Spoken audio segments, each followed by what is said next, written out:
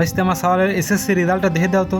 আচ্ছা, আপনার সওয়ালের রোল আর রেজিস্ট্রেশন নাম্বারটা কোন? এ তোর সব কিছুর নাম্বার কও ওখানে। তাহলে বলো তোমার নাম্বার।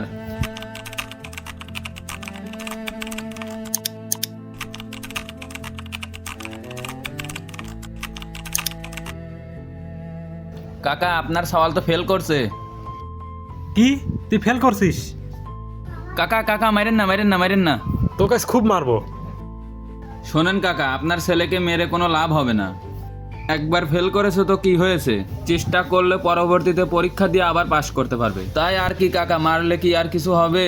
ওকে বাড়িতে নিয়ে গিয়ে ভালো করে বুঝিয়ে বলেন, ভালো মতো যাতে পড়াশোনা করে, তাইলে পরবর্তীতে পরীক্ষা দিয়ে আবার পাশ করতে পারবে।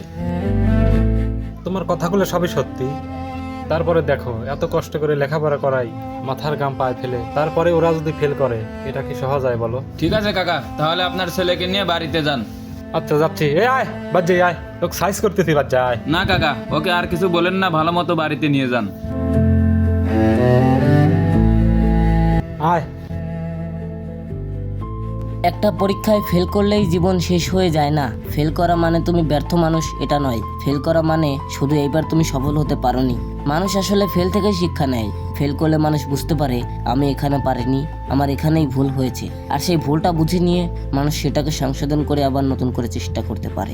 তুমি চাইলে আবার চেষ্টা করতে পারো। আজ যে পরীক্ষায় ফেল করেছে সেই হয়তো আগামীকাল ভালো ফলাফল করবে। তাই একটা রেজাল্টের জন্য সন্তানকে বকাঝকা বা মারধর না করে তাকে বোঝান, তার ভুল কোথায় হয়েছে সেটা খুঁজে বের করুন, তাকে আবার চেষ্টা করার সুযোগ দিন। কারণ একটা পরীক্ষার ফলাফল কখনোই একটা মানুষের পুরো ভবিষ্যৎ নির্ধারণ করে না। ফেল করা শেষ নয়, আবার চেষ্টা করাটাই আসল।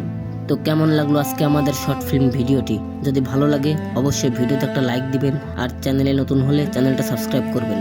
আর অবশ্যই ভিডিওটা সকলের কাছে শেয়ার করে দিবেন, কারণ সকল বাবা মার এটা বোঝা উচিত একটা ছেলে ফেল করলেই তাকে মারধর বা বকাঝকা করলেই সেটা সমাধান হয় না। তাই সন্তানকে সঠিকভাবে বোঝান এবং পরবর্তীতে আবার চেষ্টা করার সুযোগ দিন। ইনশাল্লাহ পরের বার ভালো কিছু হবে।